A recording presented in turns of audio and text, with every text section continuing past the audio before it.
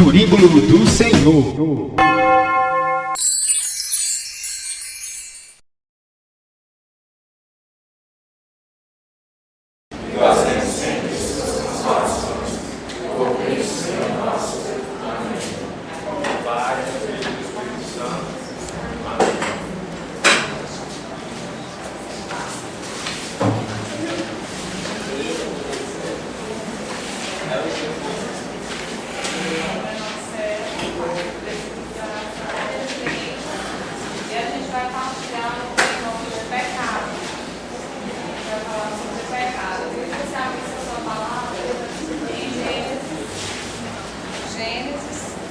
Capítulo 3. Gênesis capítulo 3. Versículos 6 ao 7. Gênesis 3. Versículos 6 ao 7.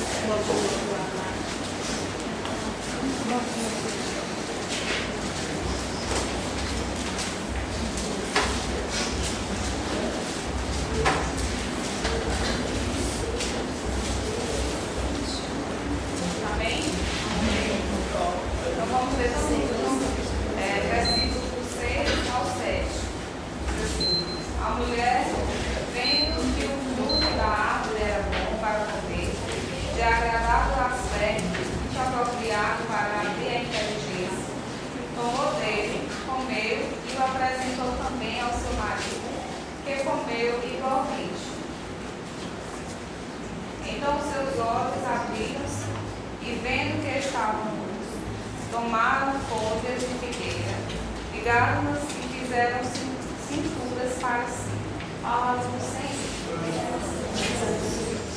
Então, assim, que a gente falasse um pouco sobre esse pecado original, que foi o pecado de Adão e Eva, né? Todo mundo acredita que todo mundo aqui tem uma historinha assim na cabeça a respeito desse pecado de Adão e Eva.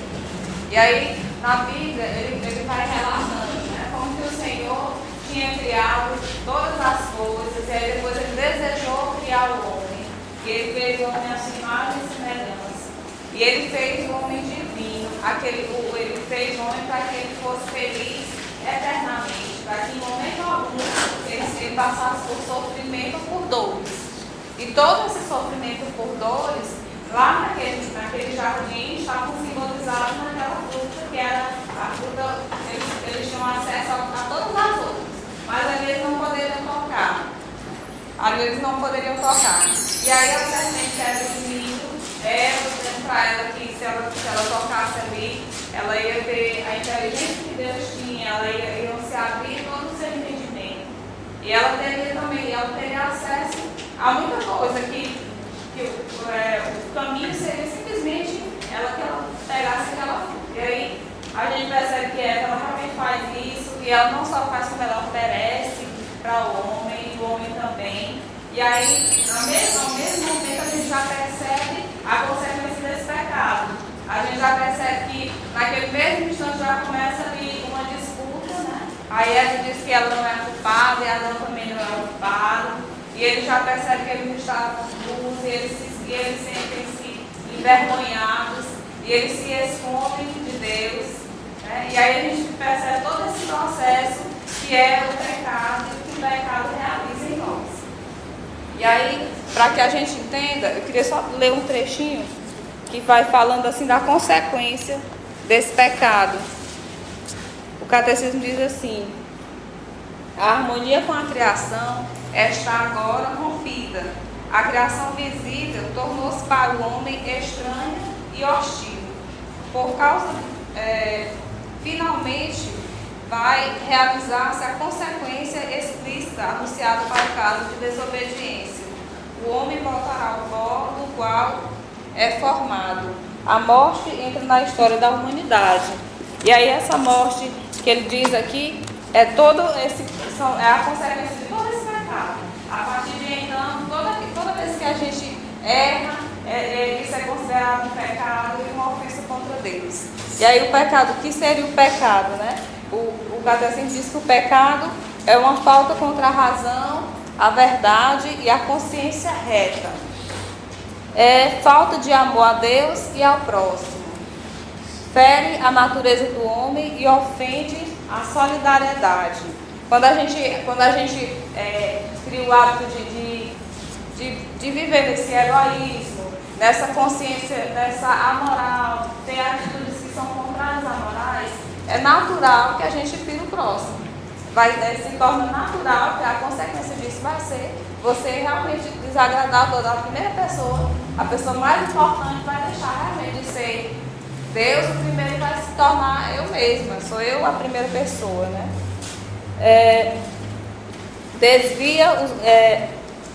É uma ofensa a Deus. Este ergue-se contra o amor de Deus por nós e desvia o nosso olhar, os nossos corações, desvia dele o nosso coração, desvia de Deus o nosso coração.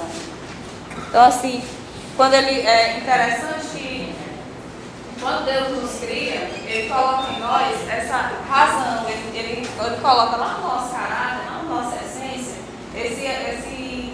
essa capacidade natural de fazer essa distinção do bem e do mal.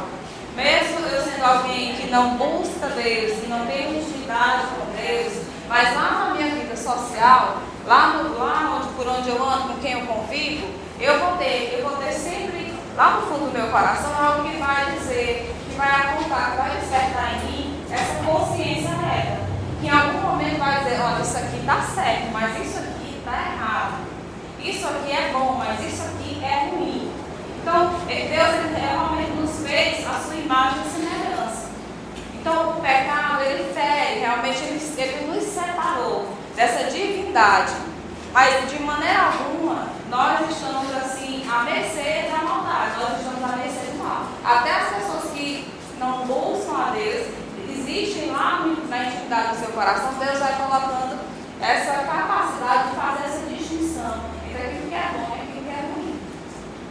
E aí a gente precisa entender, para que a gente entenda melhor, a gente classifica o pecado em quatro modalidades, né? O pecado social, o pecado venial, o pecado capital e o pecado mortal. O pecado social, ele deixa assim um pouco claro essas nossas atitudes no meio da sociedade. Porque às vezes a gente é induzido a ser injusto, a gente é induzido a mentir, e fazemos isso às vezes até com a nossa própria consciência. Então, assim, quando eu deixo de pagar algo que eu devo, quando eu me torno alguém injusto, quando eu roubo, quando eu pego algo, enfim, se a gente for observar, no nosso meio, onde a gente vive, na nossa empresa, na nossa casa, na nossa família, a gente às vezes está envolvido em situações que não são justas, em situações que ferem a nossa moral como pessoas, que ferem a nossa dignidade. Isso é pecado social. Às vezes a gente diz, não, pecado social é deixar de pagar o salário, não sei o quê. Às vezes uma pequena coisa, um pequeno ato, a gente também está ferindo. A gente está sendo injusto, a gente está deixando de viver essa caridade, essa solidariedade, de ter essa piedade do outro, de colocar no lugar do outro. Acho interessante que agora teve, por exemplo, o Congresso. E aí a gente está compartilhando que, às vezes, por exemplo, quem estava servindo na obra foi almoçar muito tarde, porque a comida demorou, não sei o que, teve um problema relacionado a isso. E aí a gente estava conversando, e antigamente, eu acho que até hoje alguns grupos não curtiam muito isso, de junto todo mundo, e leva o almoço e ninguém fica, e na hora certa todo mundo come.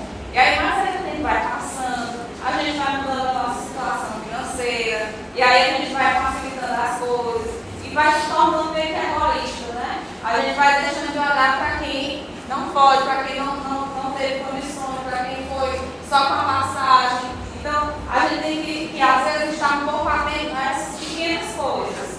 Talvez isso não configure um pecado, mas deixa de ser uma caridade. Quando eu me coloco indiferente diante do irmão, quando eu me coloco indiferente, realmente eu não percebo a necessidade do outro, eu estou deixando também de fazer a caridade, estou deixando de viver essa caridade. O pecado venial a gente costuma dizer que são os pecados que a gente comete no cotidiano. Ou seja, são risadas, são fofocas, são esses na verdade não existe assim, um pecadinho, né? Existe pecado. Existe pecado. E aí a igreja diz assim, que esses pecados não é obrigatoriamente necessário que você confesse. Mas quando a gente confessa, a gente recebe graças por isso. Né? Porque o padre ele vai colocar algo para que a gente faça uma penitência. E isso vai fazer com que eu receba essas graças, da igreja receba essas graças de conversão, de santificação também na minha vida. Então a gente tem que estar atento a essas pequenas coisas. Tem um salmo que ele diz, eu não lembro exatamente, mas ele diz assim, que quem não se preocupa com as pequenas coisas vai caindo pouco a pouco. Né? E já nos pecados capitais, a gente vai percebendo que eles são capitais porque eles dão origem a vícios. Eles repetidos, eles se tornam vícios, eles vão destruindo a nossa intimidade com Deus. Então, se nós desprezamos os pecados veniais, esses pequenos atos, aos poucos eles vão se transformar em pecados mais graves. Né? Então, eu tenho ensino na casa do Comunidade de São Paulo, eu vou me enviar. Simplesmente bem que não falar a voz. Aí, tinha uma pessoa no meu trabalho porque eu tinha uma dificuldade de me relacionar muito grande. E aí, por causa dessa minha dificuldade, o que acontece? Eu não sei você, não sei como é que você lidar com isso, mas eu pensei que em mim, eu me comportei assim. Devido a eu não me dar bem com essa pessoa, então às vezes eu ridicularizava, às vezes eu agia muito diferente, fazia tudo isso. Eu fui pensando, meu Deus do céu, será que de repente Deus vai resolver me dar um castigo? Eu só vou sair daqui, só vou começar a olhar essa pessoa com minha irmã e passar a respeitar ela e amar ela como pessoa, né, como filha de Deus, entender todas as dificuldades dela. Então, assim, talvez esse pecado, ele deixou de ser um pecado leve para se tornar um pecado grave. Na medida que eu comecei a agir como se ele não existisse, que eu comecei a cultivá-lo, que eu comecei a agir, a gostar daquele pecado. É como assim uma bola de neve, tá? Começa bem pequenininho e na medida que eu vou cultivando, na medida que eu vou dando motivos, que eu vou permitindo que ele fique ali, ele vai crescendo. Os pecados capitais são aqueles pecados que eu acho que você já deve ter ouvido ou conhece, né? Gula, preguiça, avareza, orgulho, ira, inveja, impureza. São os pecados capitais. Esses pecados, eles costumam originar os pecados. Por isso eles são chamados de pecados capitais. E é interessante a gente perceber que, da mesma forma que na vida que eu vou caminhando, eu vou estando atenta a esses pecados que a gente considera, entre aspas, leves, se eu não estiver, eu vou adquirindo esses pecados aqui. Porque o pecado, ele não se enfraquece.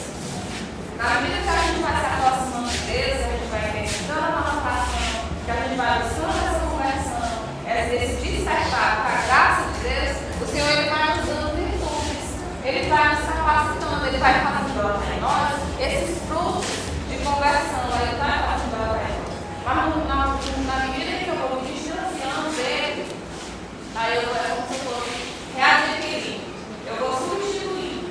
Né? A Bíblia, ele costuma dizer, o Frei Eliezer, ele costuma dizer assim, mostre-me o teu pecado e eu vou te mostrar o teu dom. Qual é o teu dom que ainda não floresceu, não deu frutos, porque você buscou determinado pecado. Então, os pecados, é interessante que o pecado ele vai de frente ao meu carisma. Quando eu deixo de viver uma graça, eu passo a viver um pecado. Quando eu deixo de viver na graça, eu passo a viver um pecado. E os pecados mortais, eles batem de frente com os 10 mandamentos. Não sei se na Bíblia de vocês tem, mas eu vou ler aqui rapidamente.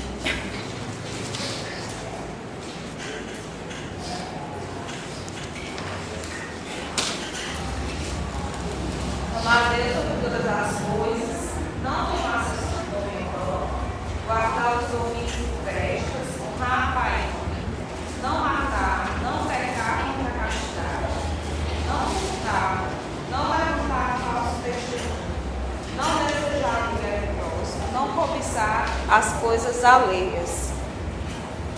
E resumindo tudo isso, aí o Senhor diz assim, amar Deus sobre todas as coisas e ao próximo como a si mesmo, né? Diz assim, nós não podemos estar unidos a Deus e agir livremente. A gente só é capaz de amar a Deus se nós fizermos também a opção livre de se submeter a Ele. Se nós fizermos essa livre opção de amar. Quando nós amamos a Deus sobre todas as coisas, aí nós somos capazes de nos submetermos. Adão e Eva, eles cometeram esse pecado, eles desobedeceram a Deus porque eles queriam igualdade com Deus, porque eles queriam a mesma inteligência. E aí, nós, às vezes, a nossa maior dificuldade é entender que quando eu amo Deus, eu me submeto. Que quando eu amo Deus, eu me rendo. Eu permito que Ele realmente me domine, que Ele domine as minhas forças. Não estou dizendo que Ele vai tirar a nossa liberdade, de maneira nenhuma. Se eu não conheço aquilo que é verdade, se eu não conheço a vida, como é que eu posso dizer que eu sou livre? Se eu não tenho entendimento de tudo isso. Então, quando o Senhor nos chama a essa vida submetida a Ele nos dá a conhecer essa verdadeira liberdade. Quando eu amo Deus, aí eu me submeto. E aí eu vou entender que realmente o pecado me deixa cego, que o pecado me escraviza, que o pecado fere a minha dignidade de pessoa, que o pecado faz com que eu viva como alguém que está sendo escravizado. Se a gente for observar, as pessoas que estão buscando a liberdade, eles estão, de certa forma, sendo escravos. Eles estão sendo escravos da sua vontade, eles estão sendo escravos dos seus vícios, eles estão sendo escravos de uma liberdade que não é, na verdade, a liberdade desregrada. Então, quando eu estou prisioneira desse pecado venial, desse pecado capital, mortal, desse pecado social, eu não consigo identificar isso. Porque a nossa intimidade com Deus, ela fica ferida quando nós estamos em situação de pecado. Seja ele pequeno ou leve, mas assim, eu só vou conseguir entender isso quando eu estiver nessa intimidade com Deus. Eu lembro que no início da minha caminhada, eu pedi muito para que Deus me revelasse um pecado dele, mas um pecado dele, não fosse um pecado dele. E ele me revelou um, mas ele me revelou um na sua assim, não na sua totalidade, mas uma grande proposta. É que doeu no meu coração, porque aquele um me fez perceber o quanto eu estava longe dessa verdadeira conversão. O quanto eu estava de olhar para o meu coração, meu Deus, eu estou desse jeito. Tanto que eu pensei, meu Deus, como é que eu posso ser tão egoísta, como é que eu posso ser tão sério?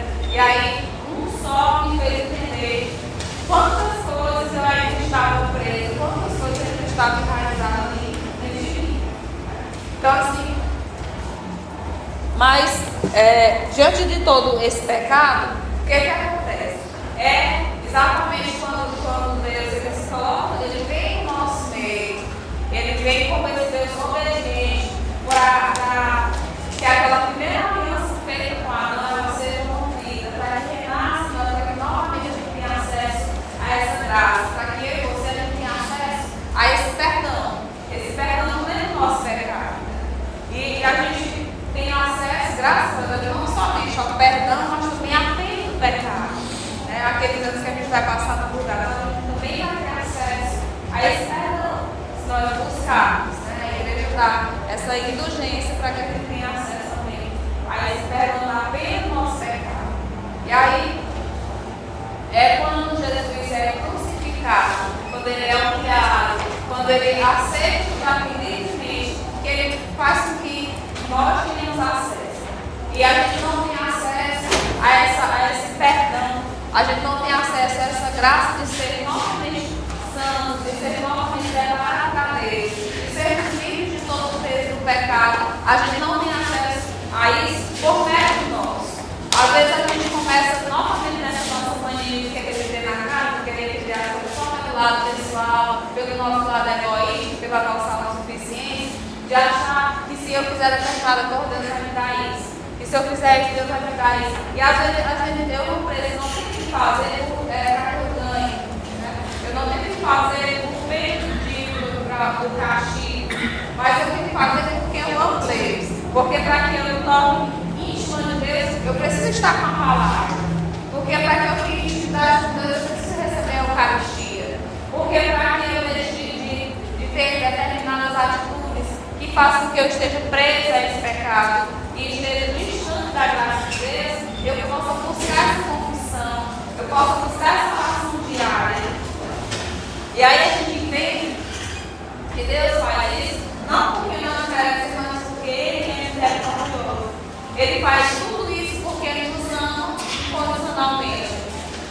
Interessante quando a gente começa a vir para cá, muita coisa que Deus diz, a primeira coisa que Ele diz para a gente, não é olha só como que você errou, né? Olha só como que você errou. Mas Ele nos acolhe naquele primeiro amor, dizendo para nós que olha como você é amado, olha como você é precioso. Para que só uma coisa a gente entenda, aonde que nós estávamos presos, mas Deus agora nos resgata. Que agora nós temos acesso a essa graça. Então eu não sei quais são os seus vícios, não sei quais são os seus pecados, não sei em que situação eu e você nós podemos estar presos. Mas o Senhor diz que esse pecado que Adão e Eva compraram, que Adão e Eva arrecadaram para nós, rompendo a nossa intimidade com Deus, ele foi derrotado. Nós não estamos mais sobre esse peso. Deus nos dá a graça de retomarmos a nossa intimidade com Ele. Essa intimidade, essa nossa inclinação ao pecado, ela se enfraquece diante dessa grande misericórdia de Deus por nós. Amém? Convido você, nesse instante, aí pedindo com as suas palavras. Se você deseja, silencia, já observa como você tem vivido, como você tem caminhado, o que você tem buscado, quais são os seus valores, quem você tem colocado em primeiro lugar na